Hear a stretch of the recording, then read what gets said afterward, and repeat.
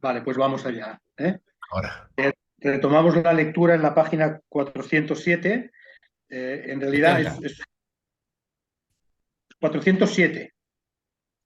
No. 407. Sí, de Fernando de Bustillo, un Fernando palafoxiano. de Bustillo, un palafoxiano. Vale, Ahí, vale. ahí, Vale, vale, vale. Sí, sí, sí. ¿vale? Vale. Acabamos. Es un capítulo cortito y además tiene un poema que podemos, de 2 o 3 páginas, que no es que se puede prescindir de leer.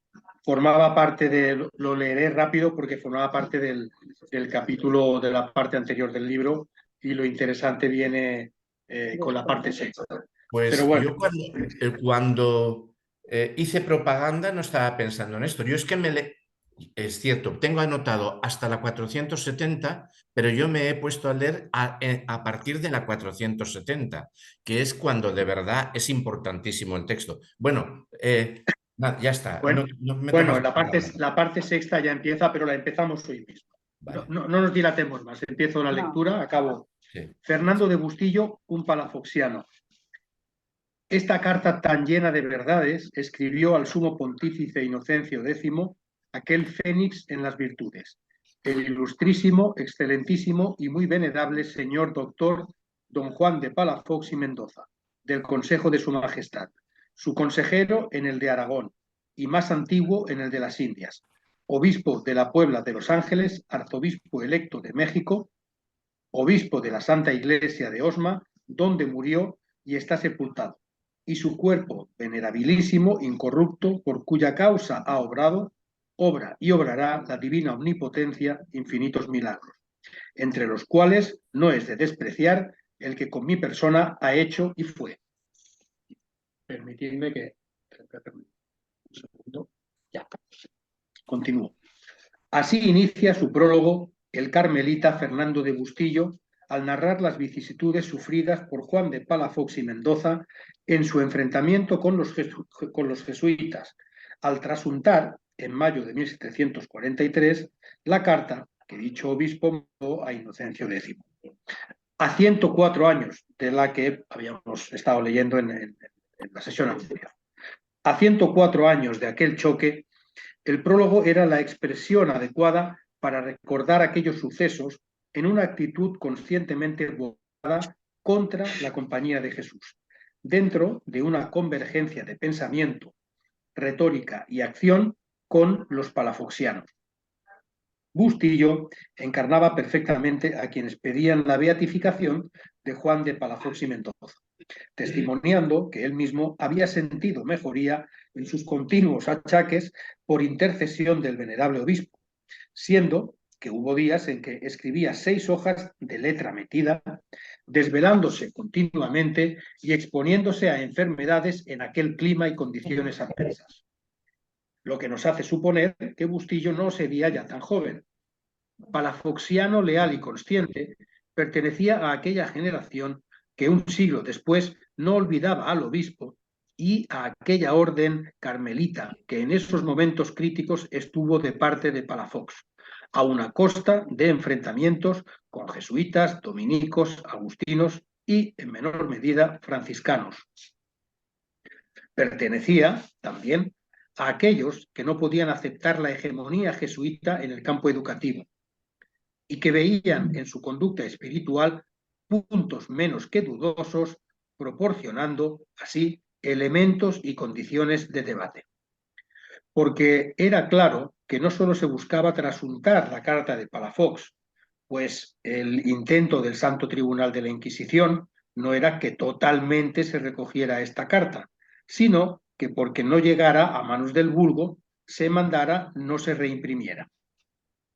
Bueno, Por tanto, hay una cosa que aquí no consta. Es que Palafox había sido virrey de Nueva España, o sea, no obispo. O sea, la confrontación entre la Compañía de Jesús y Palafox no solamente era el obispo de la Ciudad de México, es que era el virrey de México y pierde. ¿Eh? Con todo, vuelvo a decir, yo había pensado cuando yo hice propaganda del texto, yo pensaba que empezábamos hoy en la 470 que es importantísimo lo que hay ahí, no esto, bueno, lo siento, lo siento. Pero bueno, sigue, sigue. Ya, Vale. ya llegamos, ya, Perdona, ya llegamos. perdona, perdona. Pero bueno, Por la tanto, bronca es mucho más gorda de lo que queda entre un obispo y la compañía de Jesús, ¿no? O sea, y se volvió a su pueblo. Lo volvieron de obispo a su pueblo en España, o sea, en vieja España. por tanto, había que trasuntarla, a una costa de grandes fatigas, pues la prohibición de la Sagrada Inquisición no dejaba otro camino, y como no había nada en ella contra la fe católica, llegaría el tiempo de dar a conocer estas verdades sin lisonjas del señor Palafox. No es improbable que entre 1743 y 1767 este documento circulase de mano en mano, no solo entre carmelitas, sino entre palafoxistas de todo rango.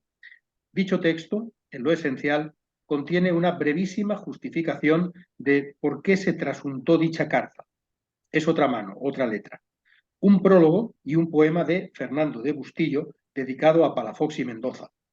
La transcripción y un panegírico anónimo al final de la carta dedicado a Palafox y al trasuntador, Fernando de Bustillo.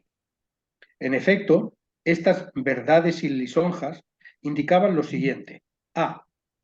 Que quien escribió brevemente por qué se trasuntaba tal documento lo hacía movido por la clara intención de que no se perdiera la copia hecha por Bustillo y se legase a la posteridad lo que ahí se narraba por Palafox y su sufrimiento a manos de los jesuitas. B. Que dicha copia no contenía doctrina alguna contra la fe, como así lo había manifestado Fray Jaime de Palafox al acudir a la Sagrada Inquisición, pero que dicho tribunal recogía la carta únicamente porque no llegase a manos del vulgo, mandándose no se reimprimiera por no suscitar escándalo en los feligreses y agravio a la compañía de Jesús. C. Que todo esto constaba de carta original en poder del ilustrísimo señor don Juan Leandro Gómez de la Parada, arzobispo de Guadalajara. Cuando la expulsión de los jesuitas vino finalmente en 1767, pudo haberse todavía guardado y llegar a varias manos. Pero el hecho es que finalmente vino a reposar en lo que ahora es el archivo jesuita de la Biblioteca José María Lafrau.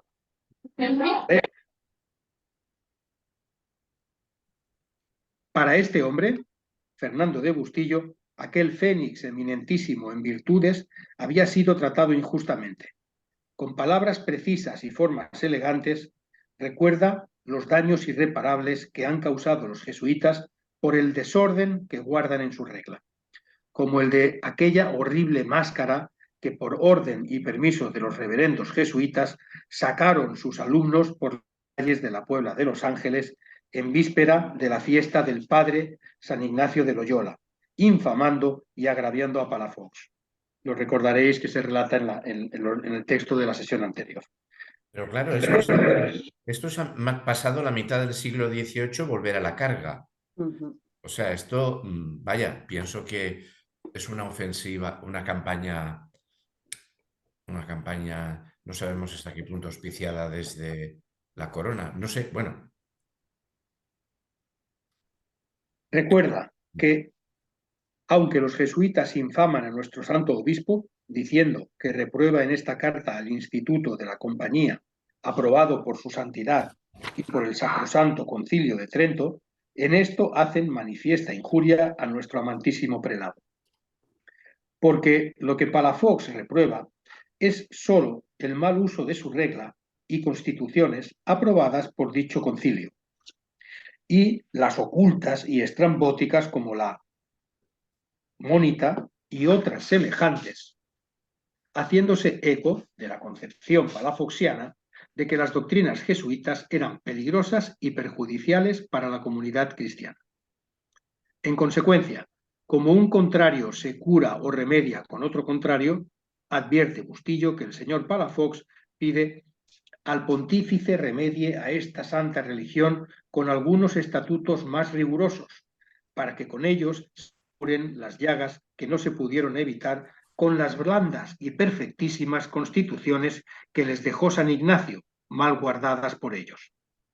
rogando principalísimamente por la beatificación de nuestro carísimo padre Juan de Palafox y Mendoza, pues de esta suerte veremos sosegadas las olas que la compañía ha levantado hasta el cielo y, en una palabra, será entonces la compañía seguro vergel y estrella que nos guíe para la gloria. Porque para Bustillo, igual que Palafox, la culpa suprema y castigo mayor era la desfiguración entre el cuidado del alma y el compromiso mundano que los jesuitas habían introducido en el corazón del cristianismo. En cambio, el obispo amado era la necesaria armonía y su beatificación futura, la expiación, una reparación. Bueno, Sí. en el texto, arriba del todo, que, o sea, se acusa a los jesuitas de las doctrinas. Una cosa es vida irregular, acusarlos de vida irregular, y otra cosa es acusarlos de doctrinas peligrosas. Es decir, aquí van muchas cosas mezcladas. Evidentemente, bueno, donde yo estaba leyendo, que es de conclusiones en adelante, lo que se considera gravísimo son las doctrinas heréticas, o sea, el pecado filosófico, el minus probabilis, la libertad, o sea, pero aquí, o sea, tan pronto se les está acusando de vida irregular como de cosa muy gorda, doctrinas peligrosas. Eso es otro, vale. Sí, es muy claro que a medida que avancemos un poquito en la lectura, todo esto que en sesiones anteriores, si uno no había avanzado o no había leído el libro, parecía demasiado así abstruso, un poquito vago, y se concreta históricamente mucho y se aclara extraordinariamente, sí, es verdad. Por eso gana en interés a medida que avanzamos en la lectura. Bueno, sigo. Sin duda, se trata de razonamientos a menudo retóricos, donde nunca está ausente el riesgo de limitarse a una mera cuestión de elegancia y formato. Pero aquí se traducen problemas ético-políticos concretos. Trátase, en efecto, de la vieja querella Palafox versus jesuitas. Y este documento palafoxiano, que muy posiblemente se convertiría, dada su prohibición, en texto de lectura oculta y obligada entre los palafoxianos, mostraba muy bien los riesgos que entrañaba esa acechanza retórica. Podía sufrirse castigos por trasuntar lo que la Sagrada Inquisición había prohibido. Como quiera que sea, este prólogo expresaba, no solo en su impulso polémico, sino también en su fondo constructivo, que la figura de Palafox estaba bien viva y exigía una actitud edificante y un lenguaje que hiciese honor al egregio prelado. Por eso, los versos previos a la carta transcrita serían no solo un panegírico a la memoria de Palafox, serían, ante todo, un acto de justicia. La elegancia y el ornato eran una costumbre de la Puebla de entonces y de la Nueva España en general, que ciertamente no debemos sobrevalorar. Sin embargo, la presencia de ese hábito no deja de ser significativa, porque expresaba con harta frecuencia el surgimiento de una crisis, la desaparición de un ser amado o, como en este caso, virtudes que olían a santidad, pero que expresaban soterradamente viejas querellas entre órdenes religiosas y clero secular. Porque estos versos traducen, al menos parcialmente, el carácter de una parte de la sociedad que no había encontrado sosiego ni medida y que no había establecido un punto de equilibrio con la compañía de Jesús. En efecto, los carmelitas, en aquel conflicto de 1647-49, entre Palafox y jesuitas, siempre tomaron partido por aquel, y en contra de jesuitas, dominicos y agustinos. Y el trasuntador y versificador, Fernando de Bustillo, es un carmelita que, fiel a su orden y a la doctrina de Palafox, versifica y transcribe línea tras línea, constituyendo verdadera imagen de que las viejas rencillas no se habían olvidado y había que equilibrarlas. Así, escribe estos versos, dedicados a Palafox, dedicación que manifiesta nítidamente la fidelidad de él y su orden carmelita. Obviamos la lectura de estos versos que están en latín, además. Ningún palanca, dice al final, lea esto porque reviento. Final del, como veis, entre paréntesis, ningún palanca lea esto porque reviento. Parece un aficionado del Sevilla o del Betis increpando al contrario alguna cosa de estas. Parece bueno, perdón. Leo la nota 6, que empieza en la página anterior. Dice, la traducción que hago responde, creo, al espíritu de los versos. No, perdón, no la leo porque es la traducción del del verso. creo que lo podemos obviar. Página 413. Ahora bien, la última frase, ningún palanca lea esto porque reviento, expresaba al menos tres cosas. A, que el conflicto Palafox-jesuitas, lejos de haberse olvidado, estaba bien vivo en la Puebla de Los Ángeles. B, que este documento tendría carácter secreto y solo se leería entre los carmelitas y partidarios de la beatificación de Palafox, pues si lo leyera un palanca, podría reventar Bustillo, es decir, hacérsele daño. Y un palanca, así llamaban los palafoxianos a los partidarios del virrey Salvatierra en sus querellas con Palafox, podría denunciarlo a la Inquisición, porque C, por haber prohibido que dicha carta se reimprimiera, la Santa Inquisición podría castigar a Bustillo por trasuntarla. Que no estamos hilando en el vacío ni equivocados en nuestra interpretación, lo corrobora el anónimo versificador que con ánimo retórico y ácida ironía contra la compañía, otro carmelita, algún sacerdote secular, un laico, en todo caso un palafoxiano. Al final de la carta trasuntada, dedica sentida alabanza a Palafox y Mendoza y al trasuntador Fernando de Bustillo, agradeciéndole su trabajo, solicitando en todo la mayor honra y gloria de Dios y pidiendo ver en los altares a tan perfecto pastor. En lenguaje barroco, lleno de fuerza esperanzada y florilegio universal, va más allá del mismo, ofreciéndonos la imagen del docto prelado y raro trasuntador. Porque, en efecto, no es mera retórica ni belleza de lenguaje. Están en juego intereses, amigos, parientes, convicciones, permaneciendo fieles a las mismas. Porque lo importante no es tanto la honestidad de una vida como su identificación en la teoría con el ideal de una sociedad que Palafox corporeizó y del cual Bustillo fue tan afecto y tan fiel. Oh tú, afecto inseparable, oh tú, parcial invencible, del bando que inextinguible es de una facción tan loable, a ti, pues del venerable señor, del docto prelado, del príncipe amado, eres afecto y tan fiel. Bueno, aquí yo no sé, claro, dos veces se nos ha hablado de que hay una división social.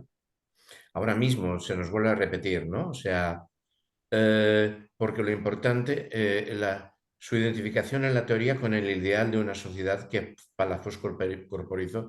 Entonces, claro, aquí se necesitaría un poco menos de texto melifluo del prosista y explicarnos cuáles son las facciones enfrentadas en Nueva España en esos momentos, ¿no? Que colocan, bueno, mierda, nada.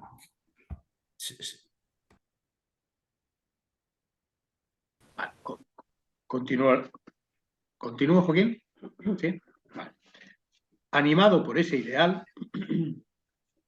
el anónimo escritor, feliz de ser poblano y reconocido patricio, recoge sentidamente la memoria de Palafox y elogia elocuentemente al amanuense que hizo posible conocer dicha carta, aun a costa de su seguridad personal.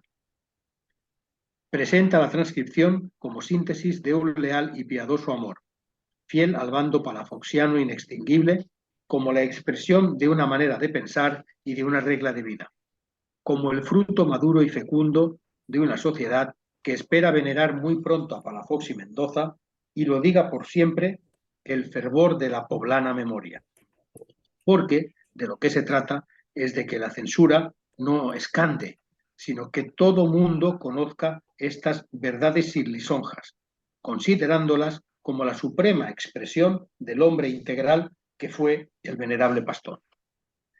Singular grandeza en esta fidelidad a un hombre y a una orden que planteaba un modelo de vida, pero que necesitaba para ello conjugar en sí mismo la rectitud moral, la actividad práctica, la sabiduría política y la inteligencia especulativa.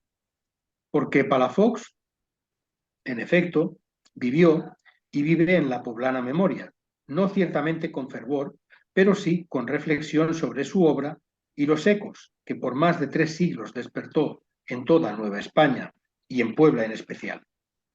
Comprendemos el porqué del entusiasmo, animadversión o adhesión de sus contemporáneos y de la posteridad, o el cantar su gloria y el del trasuntador por este anónimo versificador, reservando el puesto central al egregio prelado, como si se tratase, en cierto modo, de la encarnación ejemplar de los hombres que con el heroísmo de un indiscutible temple espiritual logró redimir las debilidades de talantes poco inclinados a él.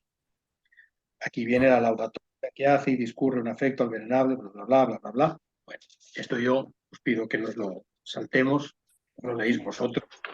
Y yo quiero decir que no comprendemos. Es decir, no nos ha contado el autor cuál ha sido la polémica social. Dice, comprendemos que 200 años después sigue, pero ¿qué representan orgánicamente palafoxianos y Compañía de Jesús?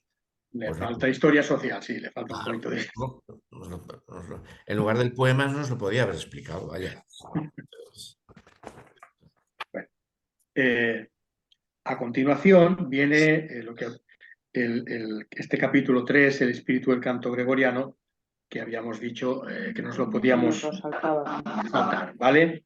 Entonces, pues hay algunas, la parte primera retoma un poquito, resume, recoge el relato de los últimos capítulos, luego ya sí que entra en elementos de musicología, el valor del canto gregoriano, bla, bla, bla, etcétera, etcétera. Bueno. Una cosa sobre, no lo que ocurre en el siglo XVIII, pero sobre el enfrentamiento entre Palafox y Salvatierra. En el Patrimonio Nacional, donde están unos documentos de Palafox, hay un resumen interesante. Por ejemplo, dice que el enfrentamiento se origina en que Salvatierra apoya a los jesuitas frente a Palafox, y eso no le hace mucha gracia. Pero de pasada dice algo más. Dice que no es solamente por el problema de los jesuitas, el enfrentamiento entre uno y otro. Dice, el virrey tuvo sólido apoyo de los audentistas, los oidores de la audiencia, poder nada secundario, a los que hizo Salvatierra alcaldes mayores y corregidores en localidades claves del virreinato, también en Puebla de Los Ángeles y México, las que pretendía el prelado para entregarlas a notables criollos ascendentes. Es decir, está el enfrentamiento entre los criollos, que por lo visto apoyaba a Palafox, y los españoles que vienen de España, apoyados por Salvatierra, que luego después va a dar lugar al enfrentamiento de la independencia, ¿no? O sea que ya estaba desde la época de Palafox este asunto rondando por ahí, y probablemente sea lo que se refleja también en el siglo XVIII, una vez muertos los personajes. Eso tiene pies y cabeza, claro. Vale. Bueno, pasamos a la sexta parte del libro, Conciencia y Sociedad, la expulsión de la Compañía de Jesús y sus consecuencias. Empieza el texto en la página 453 y dice así. Capítulo 1, la expulsión de la Compañía de Jesús. Francisco Lorenzana y la Compañía de Jesús. En su obedecimiento mandamos en la parte que nos toca, que en los estudios de esta ciudad o de otro pueblo del arzobispado no subsista cátedra alguna de la escuela jesuítica, pues la declaramos por extinguida por su majestad, sea con el nombre de Suárez o de otro autor de dicha escuela. Y prohibimos a todos nuestros súbditos que expliquen la teología u otra de las facultades por Suárez, Molina, Marín, Vázquez, Busenbaum u otro de dichos autores jesuitas, o que para las pláticas doctrinales se retengan las del padre Pedro de Calatayud, o se use de ellas, pues hay abundancia de autores místicos y ascéticos y de las demás facultades de qué valerse, esperando de la docilidad de nuestros amados súbditos, que recibirán y cumplirán con gusto este precepto como acertada providencia política de un monarca tan amante de sus vasallos y como tan conducente a la paz y tranquilidad pública, enseñanza de los jóvenes de que nos toca cuidar y bien espiritual y temporal de todos los fieles, por cuya felicidad pedimos a Dios incesantemente y les damos nuestra bendición. De nuestro Palacio Arzobispal de México, abril 11 de 1769. Estas frases del arzobispo de México, Francisco Lorenzana, eran la conclusión lógica y adecuada para la recién extinta Compañía de Jesús. Hacía casi 2 años que había sido expulsada, y en claustros, calles, colegios e iglesias se hablaba y corría el rumor de su pronto regreso. Lorenzana tomaba una clarísima postura en contra de tales actos sediciosos, afirmando que en la Compañía de Jesús la curiosidad y soberbia de algunos jesuitas había sido tal que osaron acercarse demasiado al sol y éste les había cegado. Habían presumido remontarse con alas de cera y se les habían derretido. Habían pretendido dar solución a todas las preguntas y repreguntas como si en su arbitrio eran todas las soluciones y, finalmente, en su presunción, habían querido hallar un término medio, una transacción con Dios que mediase entre lo libre y lo necesario para conciliar a todos los litigantes. Y los litigantes, en este caso, eran pelagianos y jansenistas, ortodoxos y heterodoxos. Pero ya la silla apostólica, remataba Lorenzana, cuidó de condenar ambas proposiciones, para que ni dejase de ser libre la criatura, ni de reconocer a Dios para todos sus auxilios, para querer lo bueno en el orden sobrenatural. Bueno, a ver, aquí la oposición es forzada, en el sentido de que los llamados jansenistas eran jansenistas. Era por Royal, el obispo Jansenius, tal. Los llamados pelagianos no se reclamaban pelagianos. En todo caso, serían los jesuitas llamados pelagianos, que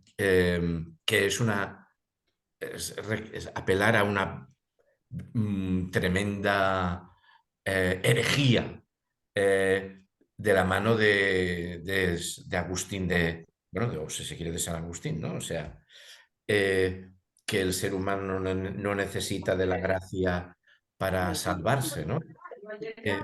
Eso, entonces, pues, si se dijera jansenistas y jesuitas, vale.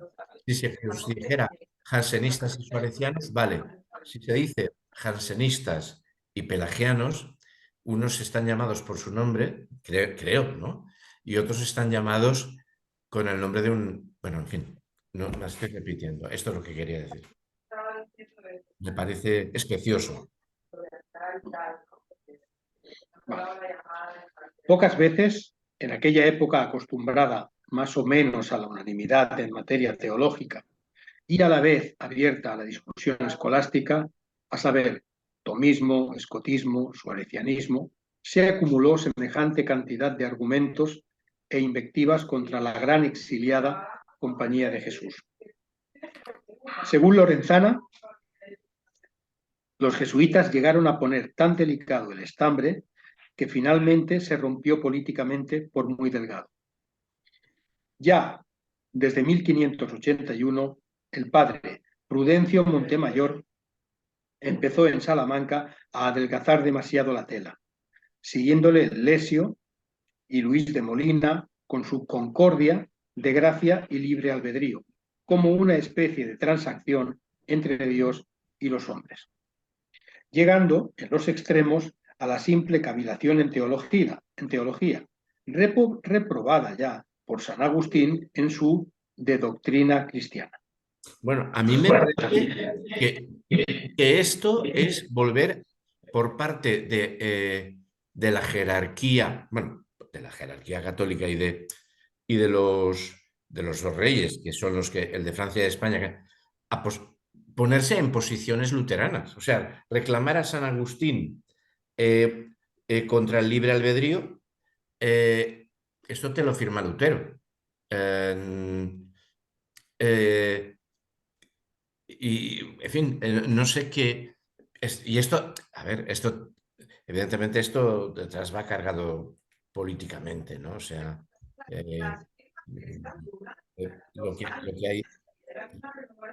Hay una voz por ahí, ¿no? Aprovecho, Antonio, alguien que tiene el micro abierto, hay unos ruidos de fondo de conversaciones. Sí. Bueno, pues espera, puede que sea en mi casa, pero claro, tengo acá Tenéis que oírlo. espera ahí. Voy a cerrar una puerta, una puerta y a lo mejor evito un momentito. Evidentemente la línea luterana supedita siempre, o sea, considera que el poder político es consecuencia de nuestro pecado, bueno, pues ojo, después de todo, mientras que la línea jesuita o jesuítica es que, y sobre todo, la línea jesuítica recoge, es que además la línea jesuítica recoge lo que señala, lo que señala Vittoria, los otros verán lo que han hecho, ¿no? Y es que el poder político ha sido entregado a la comunidad y la comunidad decide cuál es el poder político justo y la ley justa. Y no puede haber una ley justa promulgada contra el parecer de la, bueno, en Vittoria es de la República, ¿no? O sea, en Suárez más bien usa el término sociedad civil. Bueno, o sea, por aquí sería el debate, pero desde luego volver a San Agustín, me da la impresión de que volver a San Agustín es una inflexión en la Iglesia Católica en contra de Trento. O sea, hay un apartarse de Trento. Yo no sé, los que tenéis más formación cultural en esto que yo, lo que opináis, pero vaya...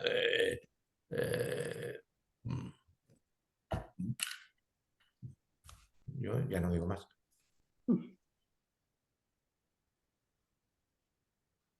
Bueno, continúo. Lorenzana no era hombre de juicio magnánimo cuando de los jesuitas se trataba, pero traducía con toda fidelidad una idea por entonces difundida a lo largo y ancho de Europa y Nueva España, a saber, que la oposición que desde su fundación había padecido la Compañía de Jesús no consistía tanto en la diversidad, diferencias o controversias con otras escuelas, pues el doctor Sutil Bacon y Durando traen sentencias diferentes y han disputado sin querer hacer un despotismo de su opinión, cuanto en el afán de singularidad, opulencia, extremada solicitud, afán en el atractivo de gentes, afectada superioridad sobre las demás órdenes religiosas, sagacidad de la llamada comúnmente mónica secreta, despotismo de su opinión y desprecio de las demás. Y de todas sus ideas, el probabilismo, la transacción, el convenio o ciencia media, junto a un abierto laxismo, era más que suficiente para justificar su extinción. El arzobispo Lorenzana, preguntándose cuál sería la causa de que con tanto tesón se haya abrazado la obra, por ejemplo, de un Luis de Molina en la Nueva España, reproducía casi textualmente no solo las acusaciones que Pascal había escrito hacía más de 100 años en contra de los jesuitas en sus cartas provinciales, sino que en su pregunta nos descubría la influencia molinista y otros influjos jesuitas que se hallaban en el mismísimo corazón de la Nueva España. O sea, Lorenzana se pronuncia en favor de las posiciones de Pascal, que es un jansenista con conciencia, ¿no? Y en contra de una interpretación bueno, y en contra de la posición de Luis de Molina, que es una defensa radical del libre albedrío. Esto es una inflexión ideológica, si se quiere, ideológica, ¿no? O sea, en contra de la libertad de opinión. Y a favor del absolutismo de la nueva dinastía. O sea, de un intento de construcción de un poder absoluto, tanto la dinastía española como la francesa, que van a imponer a Roma poco después la extinción de la compañía, no solo en España ni en Francia, sino en Roma, ¿no? Claro, el problema es que yo creo que hay un cambio, o sea, todavía no hemos visto lo que quiere decir Luis de Molina, cuáles son las opiniones de Luis de Molina o Suárez, ¿no? Bueno, tampoco se nos ha explicado cuáles son las de los jansenistas, ¿no? Yo sí, vaya, yo sí sé que el obispo Jansenius fue considerado hereje. Bueno, perdón, no, no se le consideró hereje, se le reprobó oficialmente su posición. No recuerdo que Luis de Molina haya sido nunca, a lo mejor me equivoco, considerado reprobable en sus teorías, a pesar de que, claro, no caben en la posición del siglo XIX de la Iglesia Católica, eso, ¿no? O sea, en la Aeterni Patris, que es la ortodoxización tremenda del siglo XIX.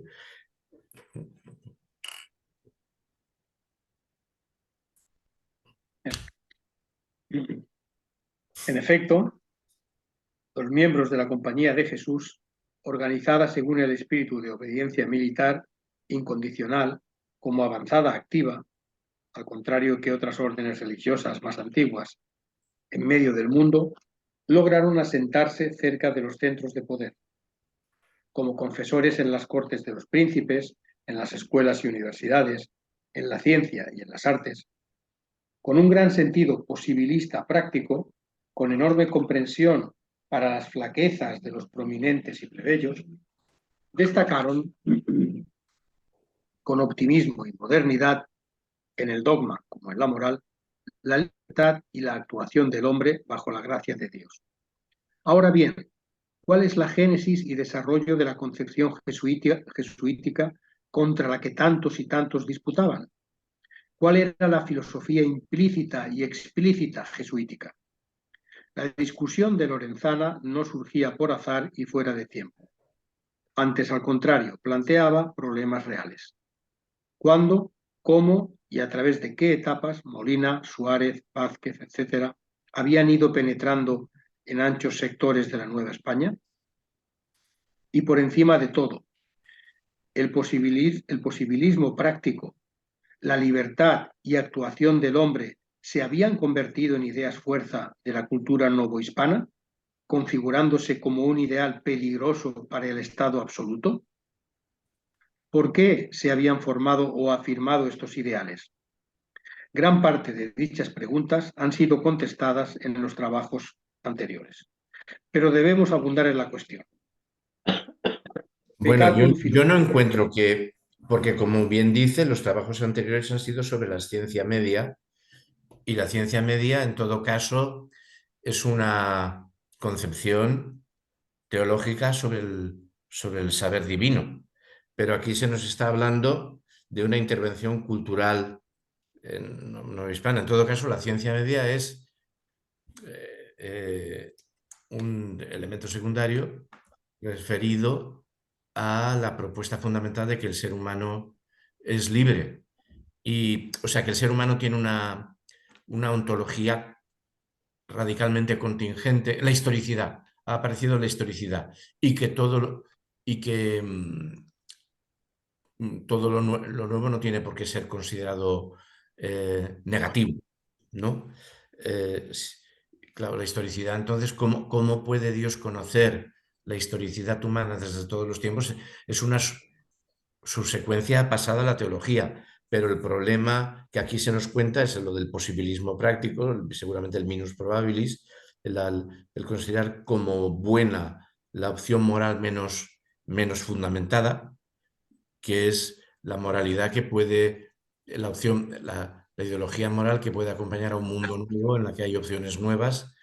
Y bueno, esa frase que siempre nos contaban que se decía en Hispanoamérica, ¿no? Se acata pero no se cumple.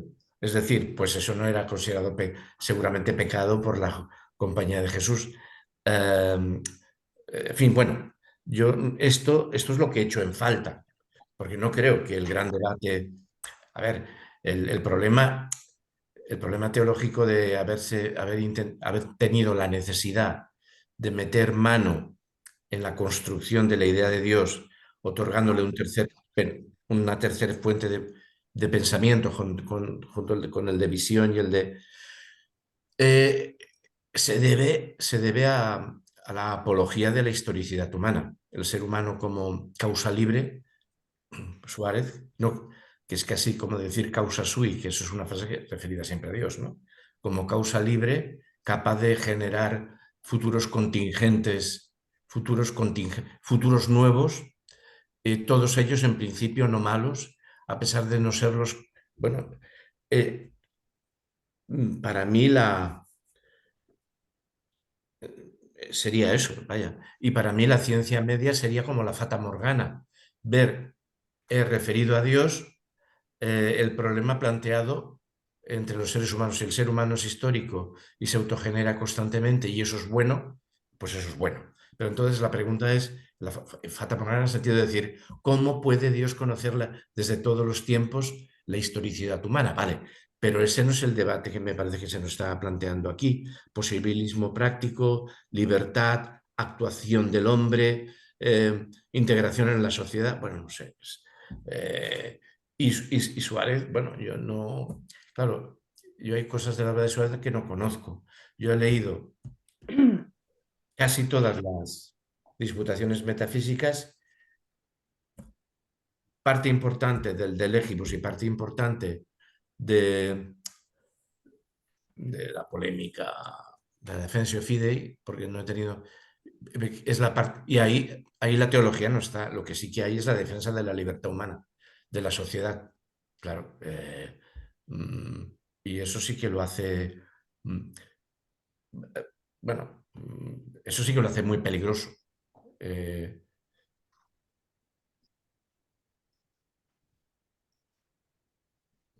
Hombre, el contexto histórico es claramente determinante en esta historia. El tal Lorenzana coincide con el inicio de los levantamientos, su muerte con el inicio de los levantamientos por la independencia. Y según Wikipedia, en el enfrentamiento con Godoy, que los expulsó de España y murió en Roma, dice que su caída fue sobre todo no porque intentara acusar a Godoy de ateo por no haberse confesado en 8 años, sino por haber figurado en el bando jansenista, inclinado al regalismo, frente a Godoy, que formaba parte del bando piadoso y papista. Es decir, Lorenzana era fiel discípulo de la corona, fiel de la corona española. sí. Por tanto, las ideas de libertad que promulgaban los jesuitas podían generar olas. Por eso dice aquí Curi, configurándose como un ideal peligroso para el Estado absoluto. Hombre, y tan peligroso como que bajo la bandera de la libertad se promovió, los criollos promovieron la independencia, ¿no? Entonces, yo creo que ese es el contexto político de fondo. Yo el debate en México, bueno, Nueva España no lo conozco. Sí que he leído, referido a Argentina, que los levantamientos de independencia, hay un debate si se hacen con la teoría de Suárez o con la teoría de Rousseau. Evidentemente con la teoría de Rousseau no se hacen, porque una, Rousseau era un perfecto desconocido para esa época en todas partes, ¿no? Y era un marginal de la propia... seguro que y se hacen con las ideas de Suárez, claro, en la Capitanía General del Plata. O sea, claro, sí, sí, del Río de la Plata. Peccatum philosophicum non theologicum. Bartolomé Medina es un autor prácticamente desconocido. Catedrático de Prima Teológica en la Universidad de Salamanca, este dominico escribió en 2 tomos sus comentarios sobre la Prima Secundae de Santo Tomás. Forma parte de esa escuela escolástica del siglo de oro español, constituida por hombres como Vitoria, Soto, Cano, Molina, Báñez, Vázquez, Suárez, Lugo. Su obra, escrita enteramente en latín, descansa en la Biblioteca Nacional de Madrid. Yo niego la mayor, ¿eh? O sea, yo niego que estos nombres puedan ponerse todos en el mismo saco. Báñez es el rival radical de Suárez. Y yo me atrevo a decir, a partir de lo que he leído de las Relectios de Vitoria, que los dominicos sufren una enorme inflexión en su evolución. Vitoria, si uno lo lee, podría acusarlo de pelagiano. Vitoria coge a Aristóteles y lo mete en el paraíso terrenal. Dice que en el paraíso terrenal, o sea, para hacer buena la política y hacer bueno al ser humano político, dice que en el paraíso terrenal tendríamos repúblicas. Eso lo tienes que... Bueno, está escrito. Si más no, para ordenar el culto de alabanza a Dios.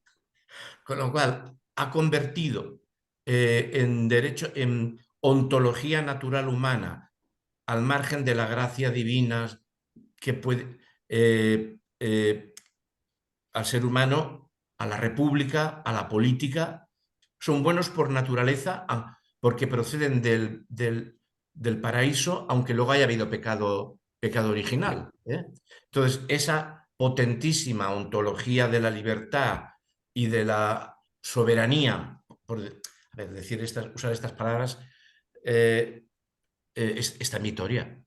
Está en Vitoria. O sea, en Vitoria, junto con el tiranicidio,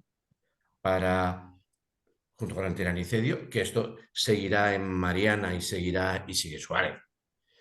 Y junto con los 4 derechos naturales, ¿no? A la libertad, no se puede legislar en contra a la vida, a la república, a la comunidad y al tiranicidio.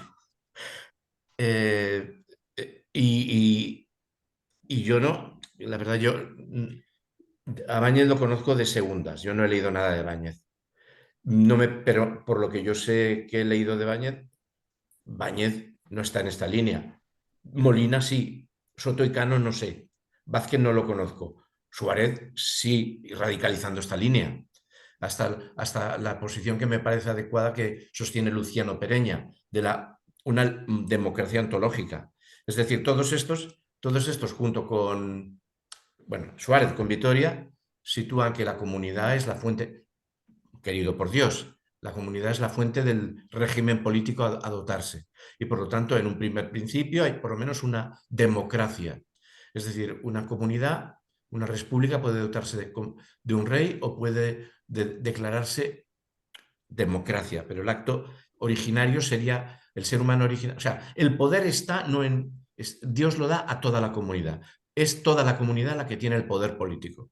Y si luego lo delega en un rey o se declara democracia tal y como sería ya o sea, para la corriente griega, la república, la polis puede ser monarquía, aristocracia, democracia, ¿no? Bueno, pues esto está en Vitoria y esto se radicaliza en Suárez y yo eso sí que se lo he leído.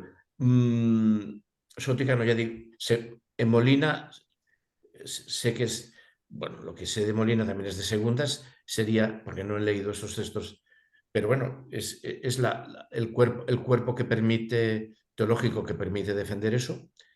Báñez creo que no. Yo no creo que este batiburrillo de nombres tengan... Vaya, quiero decir, Etienne Gilson adoraría seguramente a Báñez y se horroriza de que la escolástica, la segunda, de que el pensamiento escolástico después de Suárez abandone a Santo Tomás y se haga suareciano y toda la filosofía europea después sea suareciana, ¿no? Este es un libro de 1948, ¿no? El ser y la esencia, Etienne Gilson, un dominico, ¿no? Un gran, o sea, y yo creo que Curi Camacho sabe mucho más que yo quién fue Etienne Gilson, porque si no hubiera mencionado a lo largo de esta obra a Etienne Gilson, yo no hubiera sabido que existía y no lo hubiera leído. A pesar de que yo lo leí pensando que Etienne Gilson era de la otra cuerda, ¿no? Bueno, esto es lo que me parece, me parece, vaya, se nos ha ido el lector. Bueno, no sé si... no, no estoy de acuerdo, vaya. Y me parece que estamos ante un grandísimo debate filosófico del 17 y el 18 y ante la catástrofe de que esta corriente filosófica es quebrada en España y bueno, la siguen por lo que sé, por los libros, tampoco, bueno, Wolff, Leibniz, evidentemente Descartes, que era discípulo de los jesuitas, y etcétera, ¿no? O sea, es la... Y Vico, que a ese sí que lo puedo... En su mini biografía, tiene una biografía de 30 páginas en tercera persona. Vico dice en su biografía en tercera persona que el señor Vico un año detuvo durante todo un año todos sus estudios para estudiar las disputaciones metafísicas de Suárez. Eso lo tiene escrito de su puño y letra Vico. Es un texto fácil de encontrar. Está publicado en Valencia. Han hecho con él un libro de 300 o 400 páginas que está en PDF poniéndole prólogo, epílogo, no sé qué, no sé cuánto. Uno va al texto, 30 páginas, Vico, declara eso, ¿no? O sea, bueno, a ver si... ¿Antonio?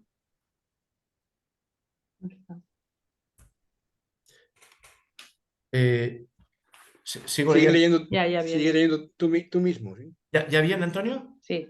Sí. Disculpad, es que me han llegado de Amazon un paquete que había y tenía que abrirles. Vale. Vale, sigo leyendo, ¿eh? En la página 457 habíamos quedado. Dicha obra ciertamente no hubiera sido posible sin la preparación doctrinal del tomismo, de autores a quienes constantemente cita como Santo Tomás, Scotto, Durando, Cayetano, Ferrara, Soto, Vittoria, Cano o Conrado. No cabe duda que había estudiado a fondo a dichos autores, especialmente a Santo Tomás, y este conocimiento fue lo que lo capacitó para darse cuenta de las altamente fecundas potencialidades que el sistema de este último ofrecía. En primer lugar, los grandes temas de teología moral constituían una rica beta que explorar y en Medina aparecen con una significación singular, culminando en la tesis del probabilismo. En 18 densas cuestiones, temas como la definición de la felicidad, de los actos voluntarios e involuntarios, del motivo de la voluntad, de la intención, deliberación, elección, etc., preparan el terreno para llegar a la cuestión 19, de bonitatem malitia, actus interiori voluntatis indecem articulos divisa. Aquí el probabilismo es tratado meticulosamente, rigiendo como principio operante el artículo 6, ultrum voluntas concordans rationi erranti sit bona. Casi la totalidad de este artículo está apostillado en dura disputa acerca de si toda acción humana sea buena o mala, y este hecho nos demuestra las controversias que suscitó la tesis del probabilismo. Reflexionando acerca de en qué condiciones cae el hombre en estado de pecado, se plantea una primera duda. ¿Qué es la conciencia? Con Santo Tomás la define como dictamen de la razón que se aplica a la acción.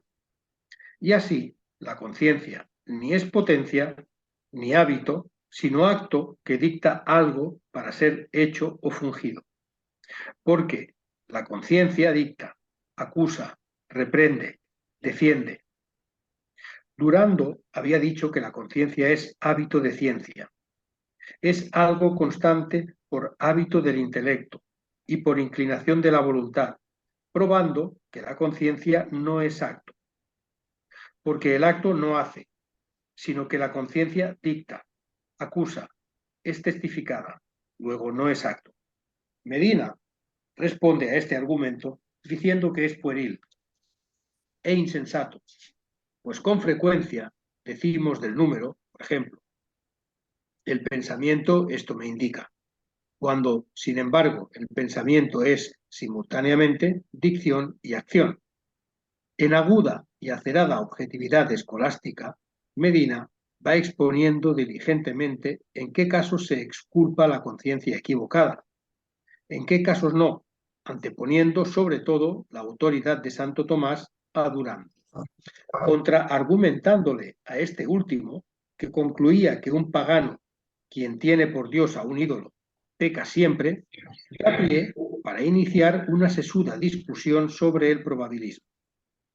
Ya Domingo Soto había disertado en qué condiciones podían arguirse las opiniones probables, mirando en las operaciones lo que era más conforme a la razón. Ahora, nuestro dominico inaugura una manera de buscar una opinión probable con que cohonestar las acciones humanas. Y este es el estado de la cuestión. ¿Es lícito conducir la vida humana con opiniones solo probables? Medina ciertamente no afirma esto, pero sí va arguyendo que debe sentenciarse por la opinión que se reconozca por más probable, terminando, finalmente, en la revolucionaria tesis del minus probabilismus. Lo que sí que yo puedo decir, recordando ahora la disputatio metafísica 19, es que, no, esta es la 31. Para Suárez, el ser humano es acto, sin potencia. O sea, al contrario, hay una subversión. El acto genera la potencia. Bueno, ahí está rompiendo, está encargándose, la voluntad va por delante, en Suárez, la voluntad humana va por delante de incluso otros elementos. Y el ser humano no está predeterminado como una potencia, sino que él es libre y por lo tanto es voluntad y por lo tanto es acto. Y desaparece el elemento potencia. Si se quisiera, esto podría incluso ser remitido a Aristóteles, pero bueno, yo no, porque Aristóteles dice nos hacemos constructores de casas construyendo casas, nos hacemos citaristas tocando la cítara, esto está en ética. Pero aquí sí que estamos ante una posición absolutamente antitomista. Para Santo Tomás somos una potencia, somos un ser, o sea, nuestra esencia está configurada en potencia por Dios desde toda la eternidad, e incluso para cada uno casi, ¿no? Pues Suárez está rompiendo todo esto. Entonces, Medina yo no lo conozco, pero claro, va al minus probabilismo, ¿no? Y está combatiendo, está combatiendo las posiciones, en realidad está combatiendo las posiciones de Santo Tomás. Arriba ha habido también otro revoltillo de nombres. Arriba en la página anterior es lo mismo, ¿no? O sea, Escoto y Santo Tomás, Dulce Escoto y Santo Tomás son... sería como poner ahí Escoto, Ockham y Santo Tomás. Pues Escoto y Ockham, Suárez es Ockham, tiene mucho de Ockham, son saltarse las posiciones de Santo Tomás. Son debates filosóficos sobre la naturaleza del ser humano muy fuertes. y este hombre, este este Medina, que yo no, pues me parece que se orienta, aquí está Ockham abajo. Bueno, pero claro, no son casuales las constantes citas de Ockham, Santo Tomás, Dus Scoto. Eso es un batiburrillo, eso es un batiburrillo. Y bueno, el minusprobabilismo es otorgar a la conciencia, a la voluntad humana, la posibilidad de decidir. Primero, porque hay posibilidad de decidir entre hacer hacer lo otro o no hacer. Esta es la posición de Suárez, ¿no? El hombre es absolutamente libre de hacer una cosa, de hacer la opuesta o de no hacer. Y el no hacer también es un acto de libertad. Y me parece que por aquí estamos viendo. Lo que pasa es que no sé si se puede intuir todas las consecuencias que esto tiene sobre la autodeterminación del ser humano, sobre sí mismo y sobre su acción. Vale. Bueno. Yo creo que se ve con cierta claridad. En estas páginas que hemos empezado a leer en la sexta parte, ¿eh? Vale. Al margen de los batiburrillos, ¿eh? Al margen de las amalgamas, pero bueno. Sigo leyendo. Y por cierto, Vitoria considera que no se puede hacer la guerra y destruir una república sarracena por el hecho de que sean sarracenos. Si Vitoria ha puesto la república como la comunidad republicana, la res pública, como elemento natural, procedente incluso del bien del paraíso terrenal, una república sarracena, por el hecho de ser sarracena, no puede ser destruida. Claro, en las relictios no me había percatado de que 1492 estaba cerca. 1492 Granada, ¿eh? No se menciona. No se menciona. Y también dice que, bueno, salvo que se cometan atrocidades con inocentes, que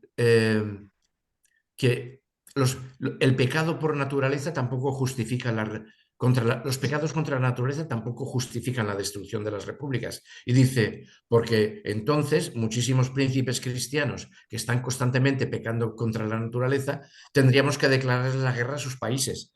Y eso no tiene sentido. Estoy hablando de las grandes relictios de Vitoria, ¿eh? El de Indis y el de Jure Belli, que es el de Indis bis. Y la primera, que no me acuerdo ahora cómo se llama, de Societas Civilis. Estos son textos de 60 páginas cada uno, ¿eh? O sea, no... Y ahí se justifica el ternicidio y se justifica el derecho de los sarracenos a sus propias repúblicas, a pesar de ser de no ser cristianos, etcétera, etcétera, ¿no? O sea...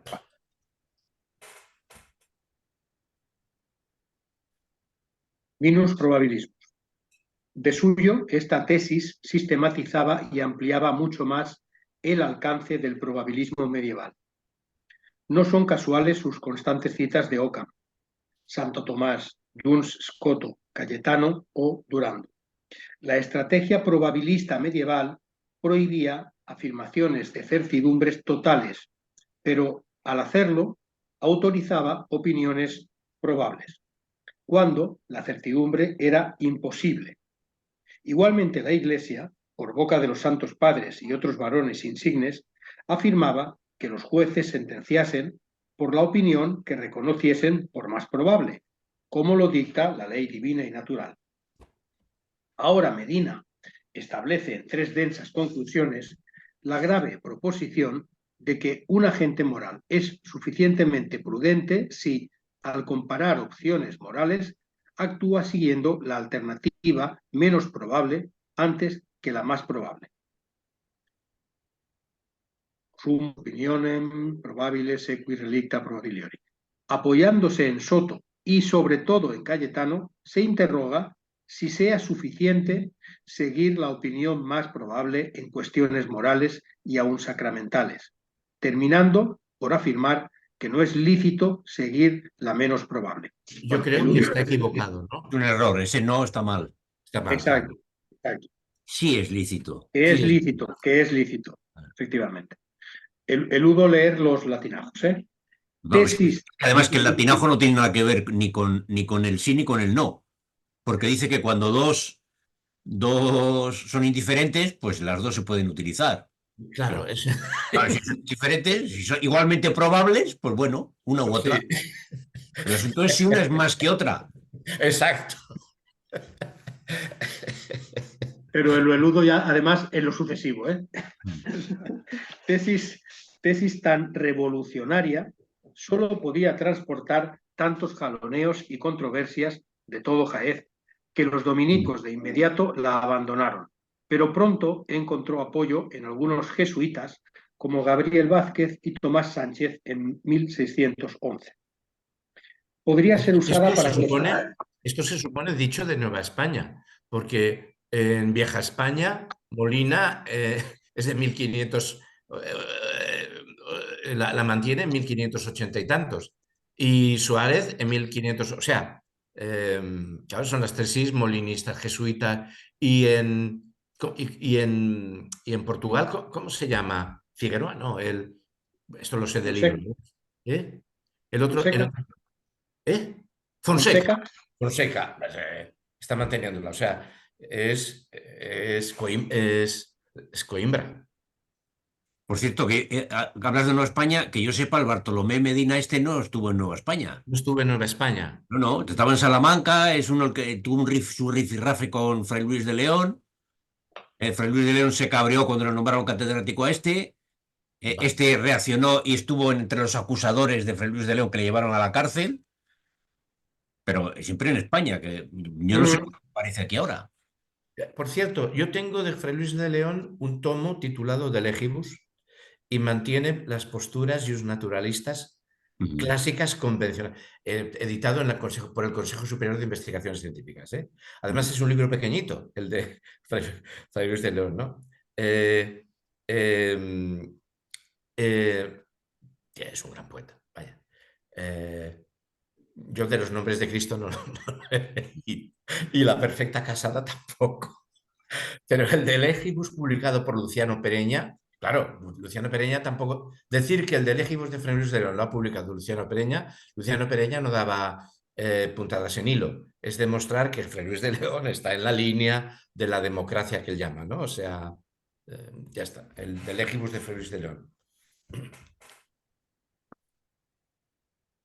Podría ser usada para cuestiones especulativas y morales, mas no para asuntos de fe y sacramentos. Las disputas se sucedieron a lo largo y ancho de Europa y la Nueva España se hizo eco de tales discusiones. No es difícil detectar la notable influencia que la tesis del minus probabilismus, elaborada, como dijimos, con osadía y sutileza dialéctica por la Compañía de Jesús, ejerció sobre el pensamiento de jesuitas y criollos de la Nueva España.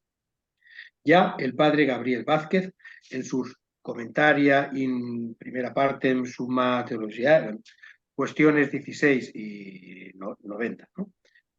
90, ¿verdad? Sí. Disputando si la ley es obra de la razón o de la voluntad, aplica dicha tesis para cuestionar si la ley humana puede obligar, a pena de pecado mortal, a su observancia.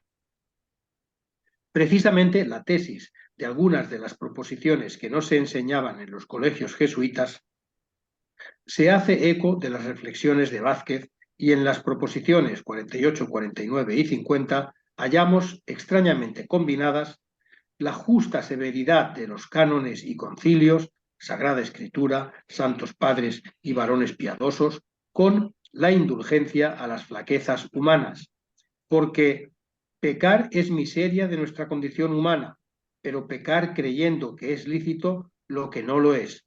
Introducía un problema casuístico que había que elucidar de acuerdo con él o los redactores de estas proposiciones. Aquí vemos esbozarse y tomar cuerpo una idea de la meditación filosófica del probabilismo como herramienta pacificadora de tensiones, capaz de coordinar de forma integradora la libertad del hombre. Ello no significaba aprobar lo malo calificándolo de bueno.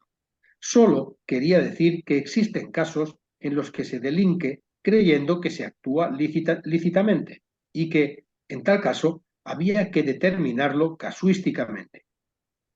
Es la tesis del pecado filosófico, defendida en gran medida por muchos teólogos de la Compañía de Jesús, entre los que sobresalen Luis de Molina, Gabriel Vázquez, Tomás Sánchez.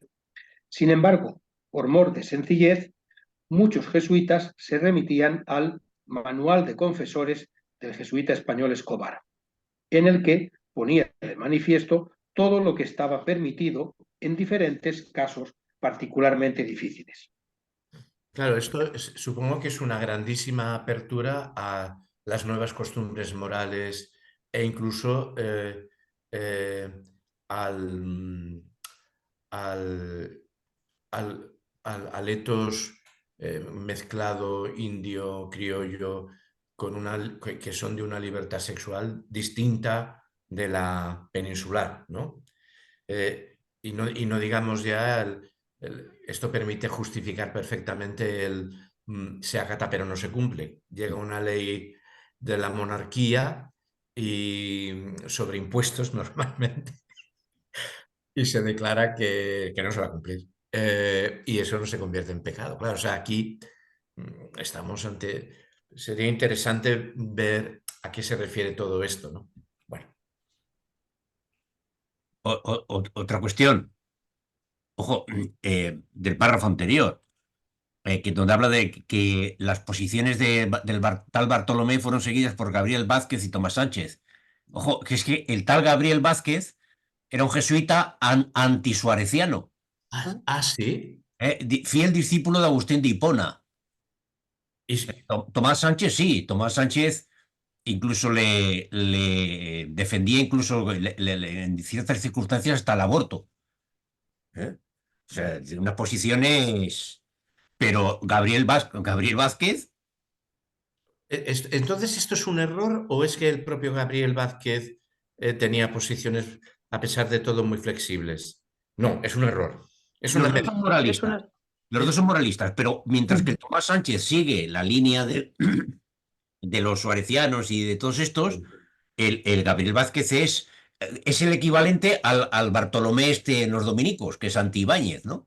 Sí, sí, sí, sí, sí, Pues sí. Gabriel Vázquez es más bien dominico, aunque sea jesuita. O sea, hay que tacharlo de ahí. Sí, sí. Lo pone aquí pues porque son de la época, pero porque vio algún texto de él, pero por lo visto no lo ha leído o no. O sea, Tomás Vázquez, ¿cómo lo defiende lo del aborto? Que todavía que el alma no está... Exacto, que todavía no tiene alma, no está formado, Vale, vale, vale, vale. Qué luego no interesante. es un ser humano. No es ser humano. Qué interesante, claro. Ojo, que también el Tomás Vázquez Sánchez criticó mucho el trato de esclavos, por ejemplo, ¿no? Un gran crítico contra el esclavismo. Tomás Sánchez. Tomás Sánchez, sí. Hay cosa traducida. Es que para ponerme a leer... Hay cosas. En el siglo XIX se tradujeron, en el XIX se tradujeron cosas de él. Vale. O sea, del latín al castellano, quiero decir. No, a ver, yo con el latín de estas personas que además es un latín muy técnico, no tengo problemas, pero prefiero algo más ligero, más galdosiano. Bueno, vale, muy interesante. Vale. En la efecto, página perdona. del diccionario filosófico de los ¿cómo se llama el de Asturias, hombre? Bueno, Del Basilisco, A Gustavo Bueno, sí. Gustavo Bueno, ahí tiene referencias Vale. sobre Vázquez. Yo es que Sobre como Sánchez, perdón, he sobre sido Sánchez. toda la vida sacristanista, jamás he... Claro, por eso.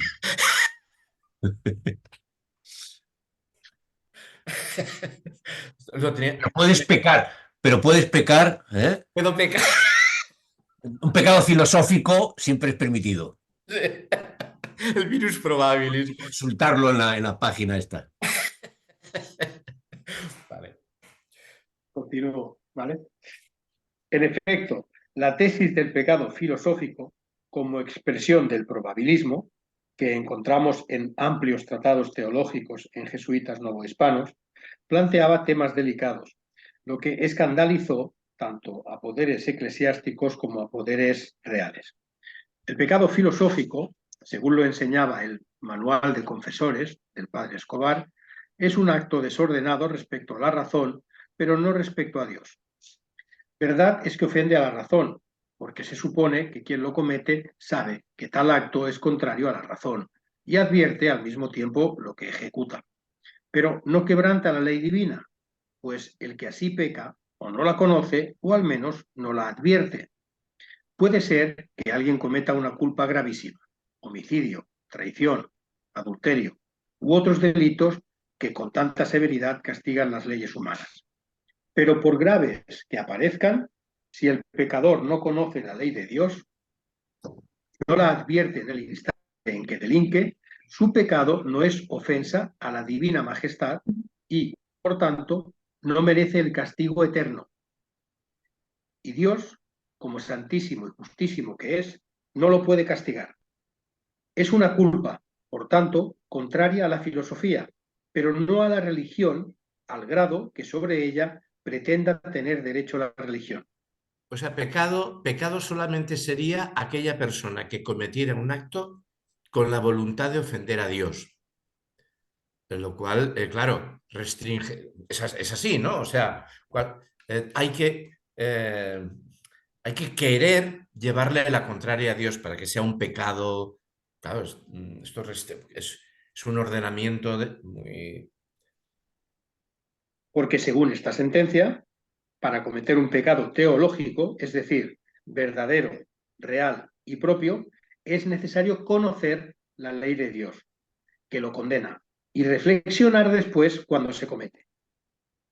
Se vislumbra así el alcance de esta tesis en teólogos jesuitas que la enseñaron constantemente en el juicio que la Iglesia se formaba de sus opiniones, en las relaciones con los poderosos y en su influjo en la Nueva España. O sea, su carga política, porque es en relación con los poderosos, su carga política. Pues, como escribió Luis de Molina, que hombres rudos y bárbaros puedan ignorar invenciblemente la existencia de Dios sin ser reos de infidelidad y culpa, como la tienen los adultos europeos, tenía como resultado un espíritu más abierto para la labor pastoral y misional de jesuitas novohispanos. No veían a estos indígenas como reos de pecado y de castigo, pues para que verdaderamente pecaran, tenían que estar advertidos de la malicia de la acción y del quebrantamiento de la ley divina. Claramente, este no era el caso de los indígenas mesoamericanos. Entonces, ¿hacia dónde se dirigían los debates teológicos surgidos de la sentencia de Peccatum Philosophicum non Theologicum? Fundamentalmente hacia el mundo académico jesuita en sus cursos y escritos de teología moral. No por ello, los ecos y resonancias de estas enseñanzas tuvieron menos vigencia en su labor pastoral y misionera, y las influencias de ello las encontramos por todas partes. En efecto, en el marco de Actis Maris et de Consciencia Tractatus, compuesto de 2 partes y escrito en 1689,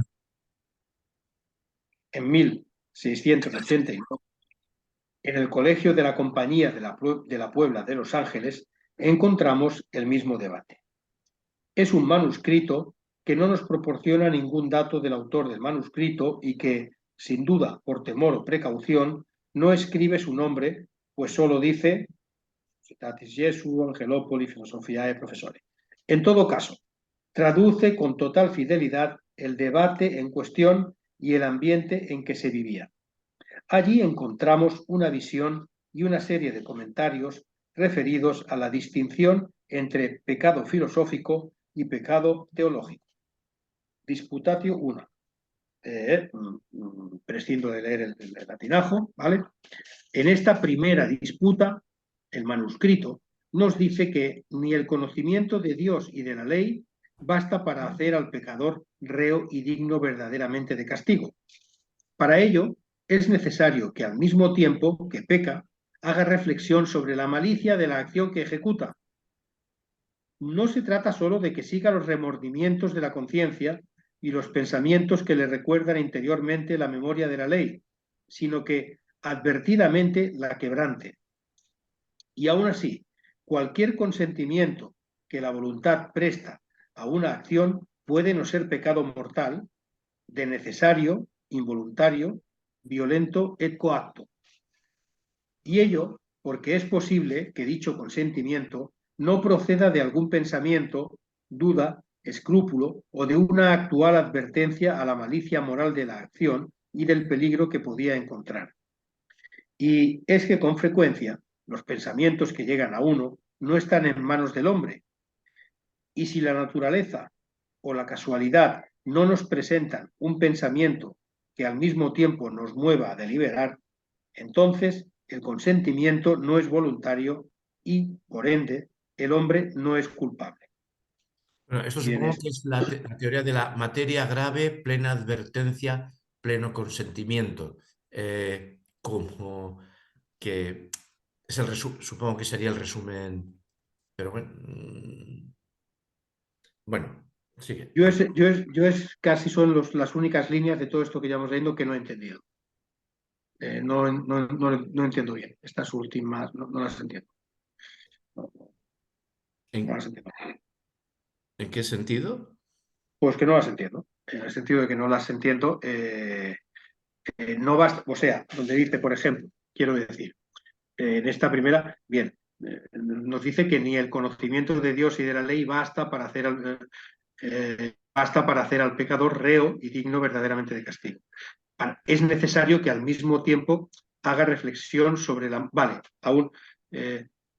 Esté advertido de lo que está haciendo. Es decir, puede conocer la ley, no basta con que conozca la ley.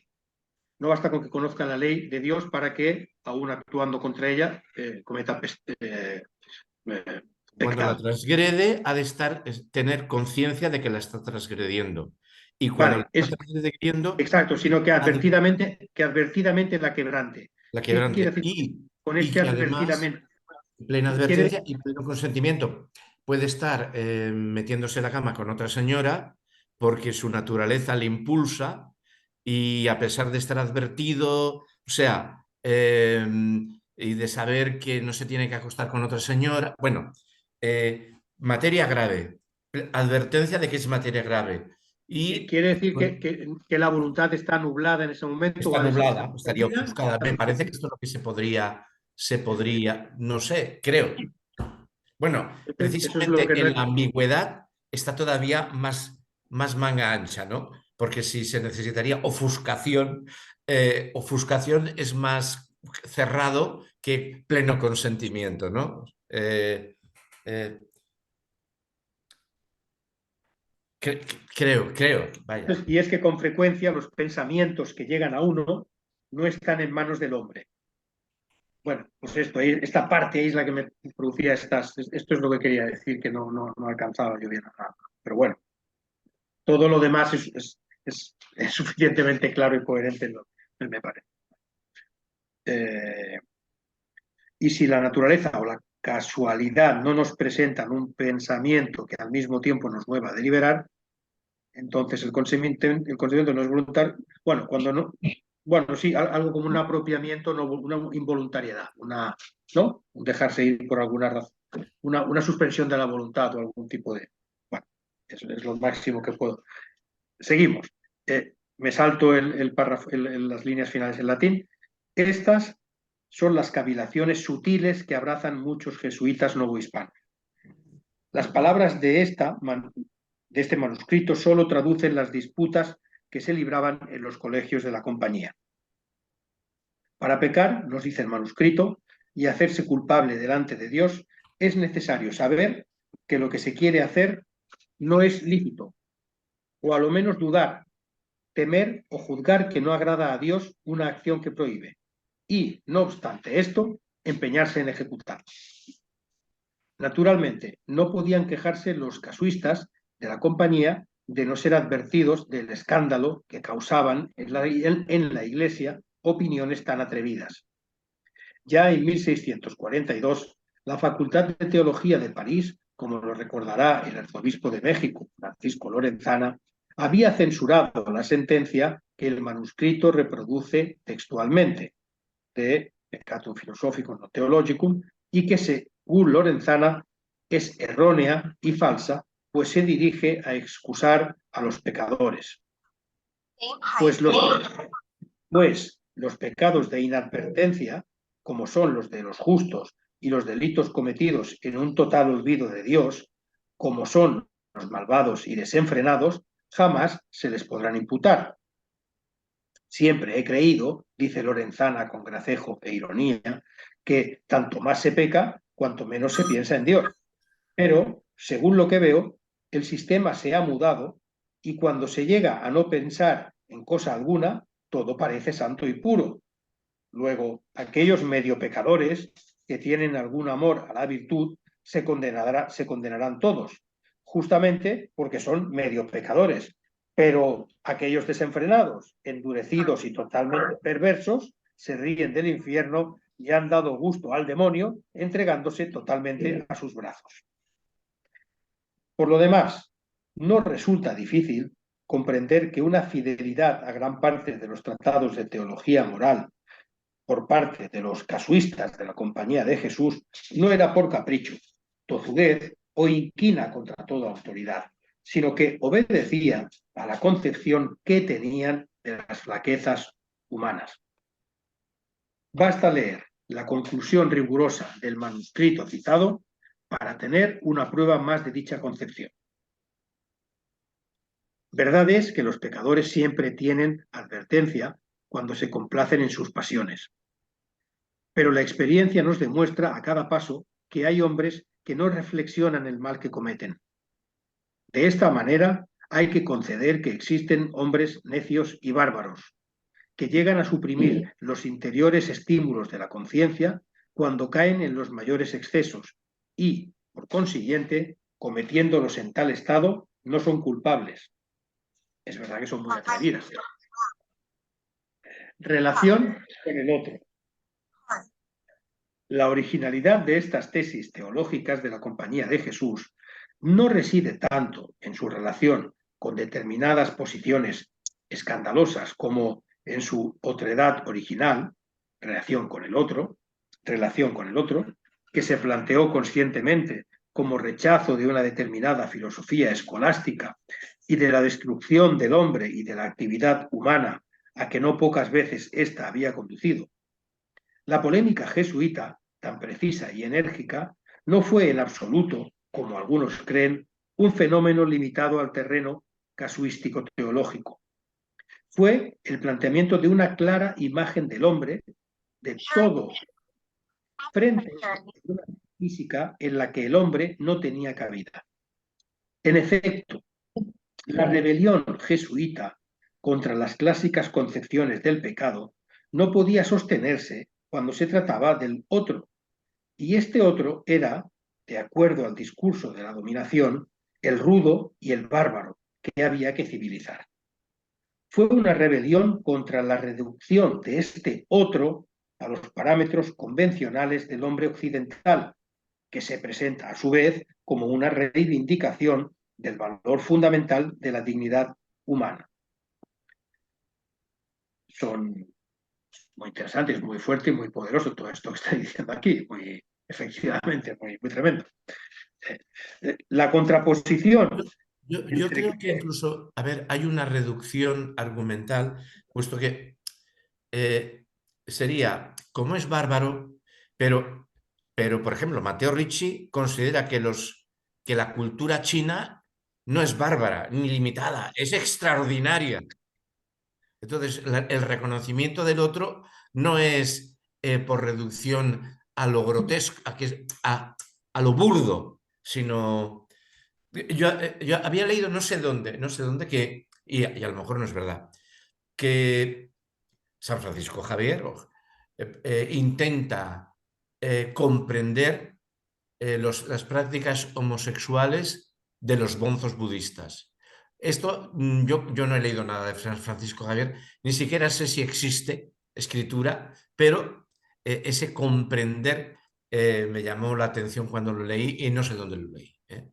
Desde luego, en Matteo Ricci, en el libro de Matteo Ricci que he leído, que es este que hay en Trota, la presentación de la civilización china es de una admiración y una entrega, vale, y considera que solamente se podrá cristianizar China cuando haya curas chinos. O sea, cuando desde la cultura china se haya hecho una adecuación, digamos, ¿no?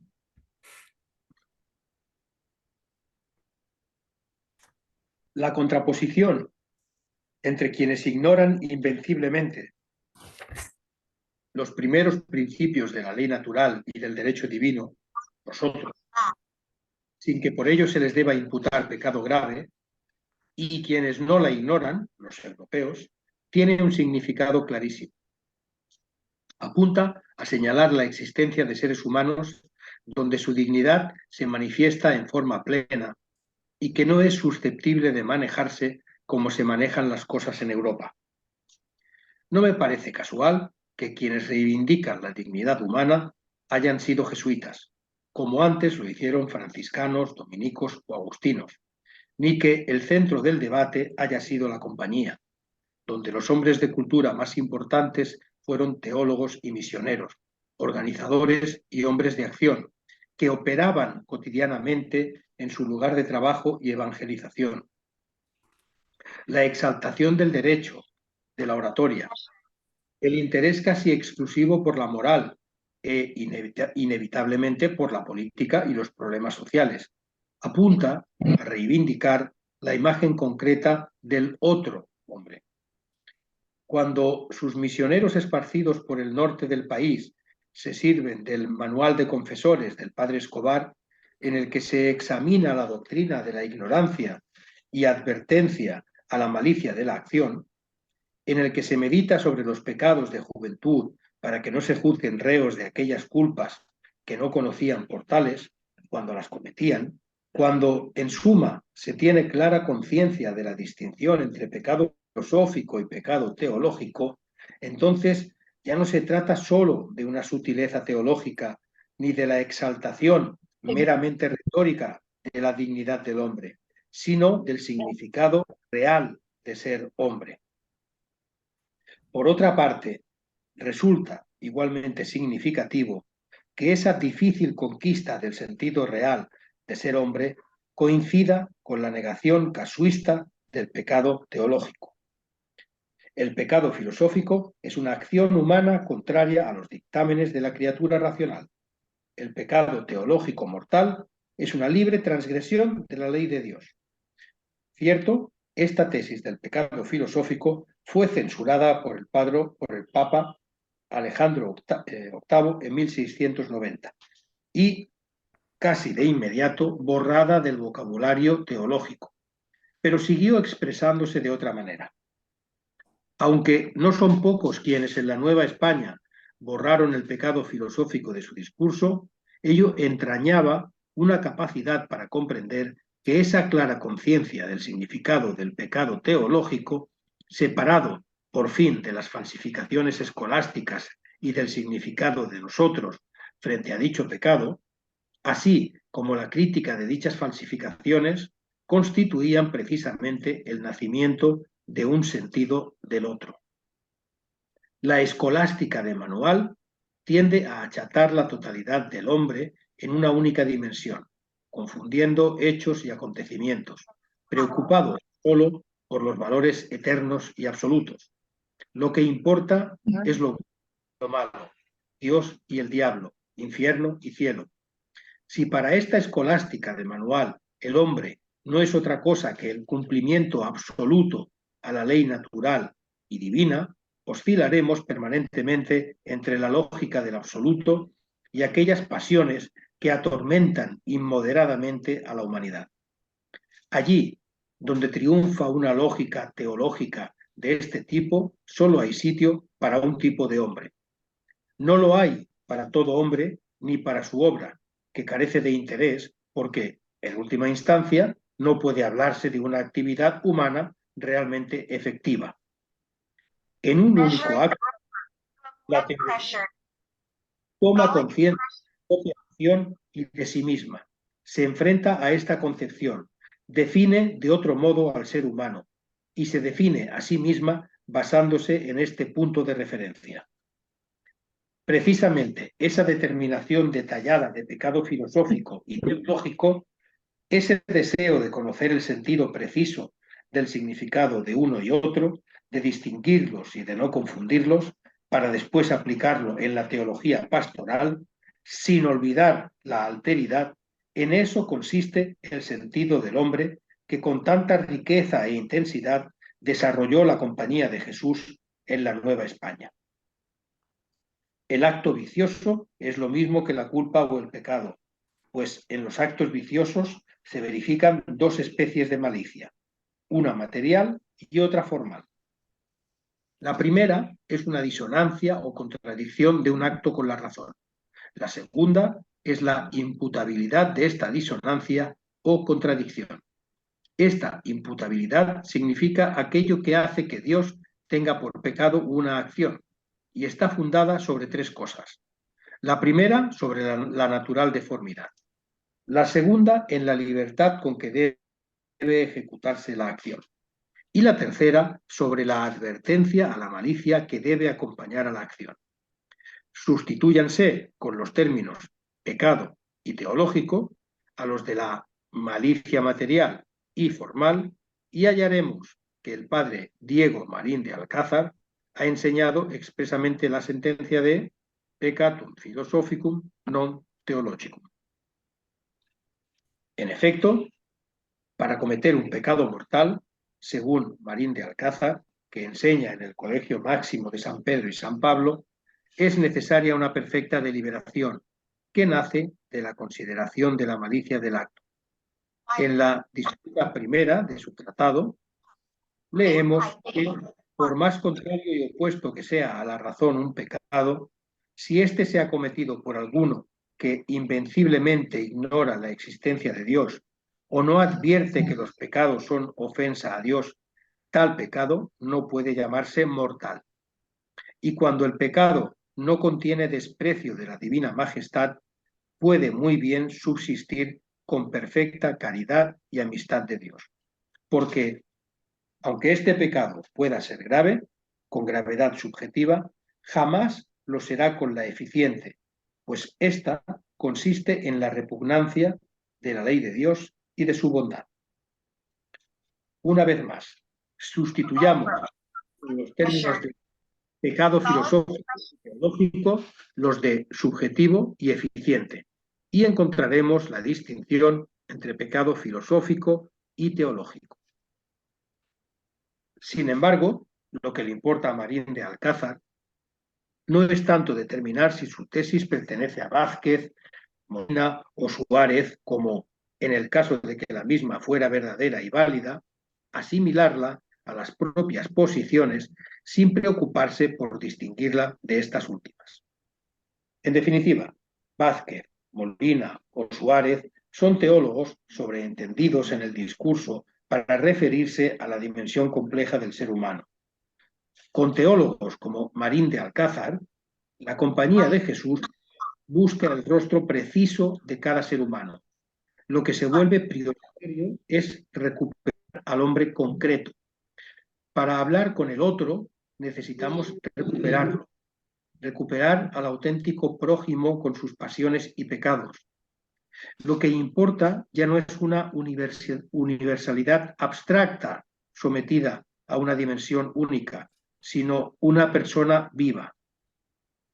El encuentro con el otro, la presencia del otro, deja de ser la confusión de una verdad solo para los adultos europeos, donde la inteligencia del otro pierde su identidad, para convertirse en un diálogo donde cada uno participa a título personal con el lenguaje que mejor expresa su idiosincrasia. Bueno, claro, esto es... yo creo que es... Bueno, ¿oigo una voz por ahí femenina de fondo? Bueno, esto... Si alguno... Joaquín, ha leído... es la voz... Joaquín, perdona, es este número que hay abajo en la pantalla, el 34662. No sé quién será. Por ahí es por donde sale ese sonido. Ah, Perdón, no sé. perdón. Vale. Vale, Eh, ahora sí, bien, ahora lo ha quitado. Vale, adelante. yo lo que, si habéis leído el Levítico, si habéis leído las barbaridades atroces del Antiguo Testamento, esto no tiene en absoluto nada que ver. Si habéis leído Números, Levítico, bueno, o simplemente las atrocidades de Reyes 1, Reyes 2. O sea, la barbarie después de todo, bueno, como no son de la moral luterana, de la moral protestante que agarra estas cosas. Pero bueno, simplemente esto no tiene nada que ver con esas atrocidades, apedreamientos, ni con una imagen teológica que es la del Dios celoso que tiene ira. Tampoco está ahí. Esto es una modernización absoluta. Bueno, en fin, ya creo que con esto. ¿No habéis leído Levítico? Bueno, algunos sí que lo habéis leído.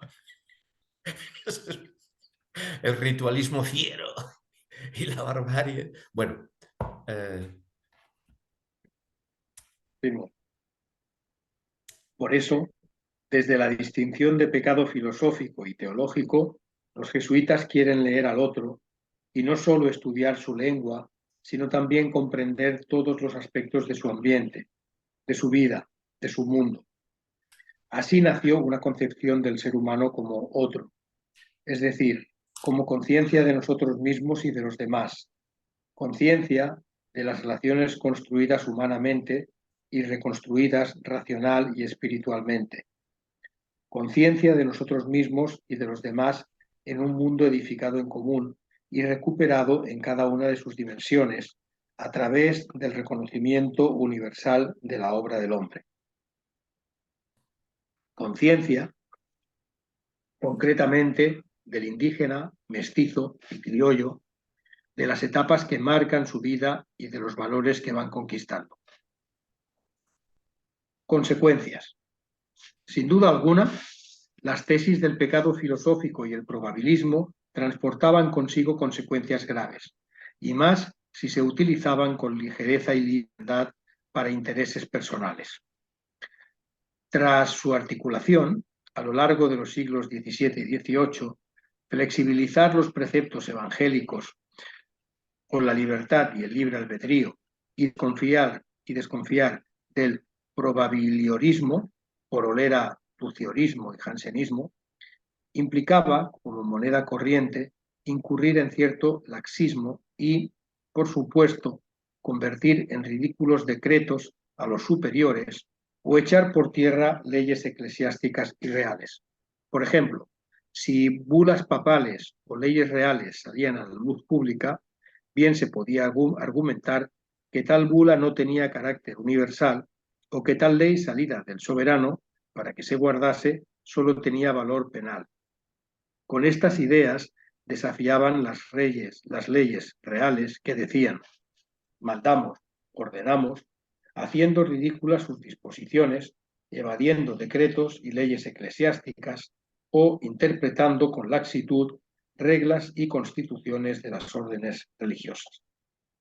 Ahora entendemos por qué afirma el arzobispo Lorenzana: el daño que ha tomado más cuerpo en este siglo es el del probabilismo, y de él, como de raíz inficionada, han nacido otros innumerables que solo por una voluntaria ceguedad dejarán de conocerse. Y es que para este absolutismo Iglesia-Estado, permitirse la más mínima desviación del sistema establecido con una idea tan peligrosa como la del probabilismo era dejar camino abierto a un virus amenazante y desintegrador. Yo no sé si que al final triunfa en la Iglesia Católica el tuciorismo jansenista. O sea, la derrota es esta línea, y esta línea a mí me parece, a lo mejor la posibilidad tridentina, es como si se hubiera cerrado Trento en un momento dado, ¿no? Yo no tengo suficiente conocimiento, pero da esa impresión. O sea, una inflexión en cerrazón moral de la Iglesia Católica con la derrota de esto, ¿no? Y un alineamiento agustiniano o protestante, no lo sé. Bueno, por decir lo que pienso, ¿no? No sé, esto es lo que pienso. Es la impresión que causa así. Pero resulta que para mediados del siglo XVIII, en el ápice de su poder e influencia, la Compañía de Jesús destacaba el sentido del hombre en libertad bajo la gracia de Dios, al tiempo que un saber capaz de convertirse en operativo y transformador. Contemplaba la Nueva España como nueva tierra de promisión. Aquí, en la Puebla de Los Ángeles, y a pesar de tantos flagelos, vemos cómo crece el saber y la virtud. La filosofía y ciencias de las diferentes escuelas son sutiles, pero pueden ser también estériles si no se convierten en discursos humanos. Lo que significaba que había que disputar con Durando, Scotto, Gasendo o Cartesius, pero los enzarzamientos dialécticos acababan por vaciar de sentido a los problemas legítimamente planteados por los filósofos, si no se era capaz de abrirse a los diversos modos de expresión. Una cosa, Gassendi es Gassendi, supongo. Gassendi, ¿sabe alguien en qué línea cuál era su línea de pensamiento?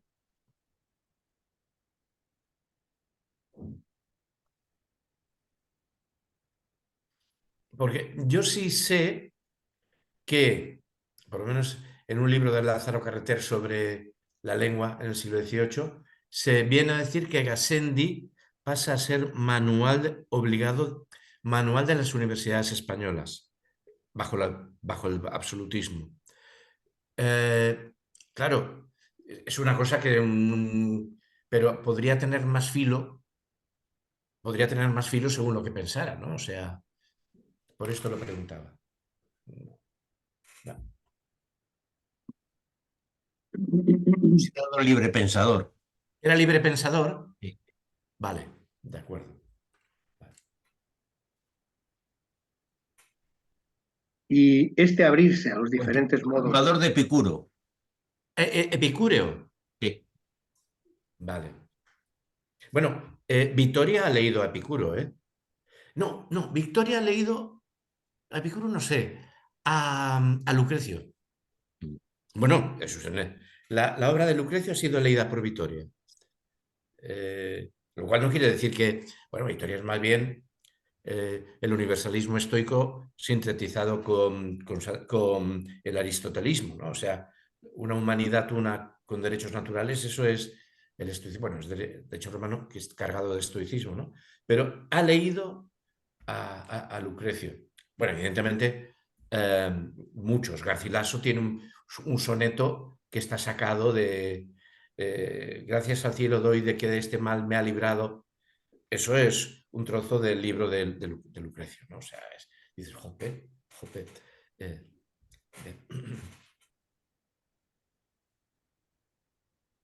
Y este abrirse a los diferentes modos de expresión implicaba libertad. Frente a las difíciles filosofías de escuela, áridas en sus virtuosismos lógicos, que los jesuitas conocían también, proponían, pues, imaginación y libertad para el hombre bajo la gracia de Dios. Bien conocidos son los preceptos con que la Compañía de Jesús regulaba a sus miembros, atenta siempre a los mínimos detalles, consagrada al conocimiento de lo verdadero, a la eficacia de los ministerios y al acrecentamiento espiritual. Bueno, y esto... un momento, párrafo aparte que me parece una captatio, no lo niego, ¿no? Lo que hemos visto es una orden que intenta generar una eticidad cultural nueva, una civilización nueva integrando mundos, ¿no? eso es, a mi juicio, deslumbrante y colosal. Cuando uno se percata. Y evidentemente un no creer en un mundo primitivo originario de no sé qué. Un cristianismo primitivo, no, es creer en la historicidad humana, en todo caso, como por la gracia de Dios. O sea, esto es bueno, es algo que va mucho más allá de decir solamente estaban por la libertad en la praxis. O sea, esto es haberse cargado esto, no es solamente haberse cargado las misiones de los indios de no sé qué. Es estar pensando en crear una eticidad nueva, una cultura, una civilización, estar a la altura de la civilización, ¿no? Esto es enorme. Vaya, a mí me parece que es enorme. En positivo, ¿no? O sea, enormidad no en el sentido malo castellano, ¿no? Y aquí nos podemos quedar por hoy, que son Ostras, menos un minuto, las 8. sí, sí. Y en este párrafo último final retomamos la lectura para el próximo día, si os parece. Muy ¿Vale? bien. Lo que viene es Apago interesantísimo. es muy interesante. Apago la grabación, ¿eh? Joaquín, perdón, como tengo que la has apagar. abierto tú, tienes que cerrarla tú. ¿Cómo se apaga? Pues busca Detener otra vez grabación. en Claro. más, busca lo de grabar